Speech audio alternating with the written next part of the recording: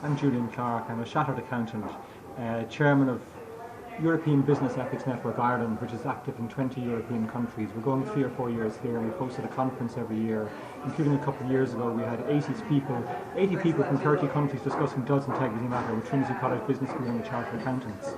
My own personal interest in business ethics, a term I dislike because ethics sounds very goody-goody, and it's not about being ethical, it's about being fair with people in business. And when you act with integrity in business, a trusting relationship develops. And when you have a trusting relationship with people in business, you have a good reputation, you do more business with them.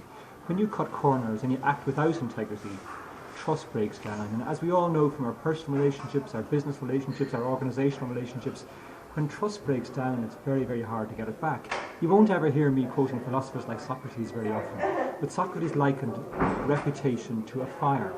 It's very easy to keep a fire kindled and going and alight, but when it goes out, it's very hard to relight. And that's the way reputation and trust and integrity.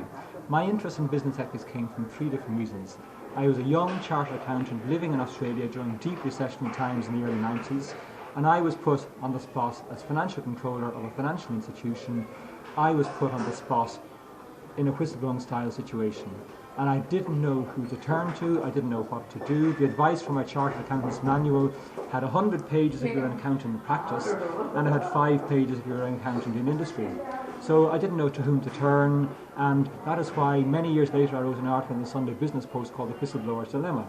And in it, a dilemma is described as a situation seemingly beyond satisfactory resolution. I don't know, 10, 20 years later and after I faced situations, whether I did or didn't do the right thing by speaking up, by not speaking up, and that's the very nature of a dilemma. You don't know whether you really are doing the right thing or not. Also, you can be in a very, very disadvantageous situation personally when you blow the whistle or even you speak up personally against something, because if you speak up against the status quo in a corporate environment where it's a toxic environment and it's a very powerful, dominated, senior executive power people environment, you can be, your job opportunities are gone, your promotional opportunities are gone, you're ostracized. There are very, very many personal situations. 2 other things led to my interest in business ethics. And just if I could just ask you, in relation to the presentation today and the legislation that's been announced, would you welcome that legislation? Overwhelmingly.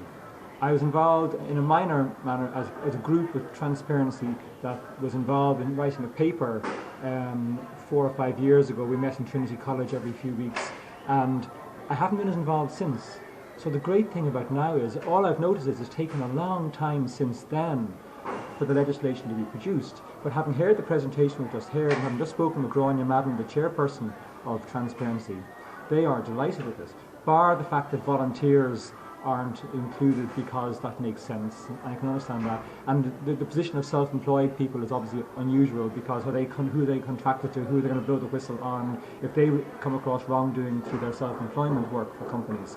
Apart from that, if the Irish people think that this is the most powerful legislation in Europe, and the experts, and we have people doing their PhDs on comparing the UK legislation, it seems to be very strong.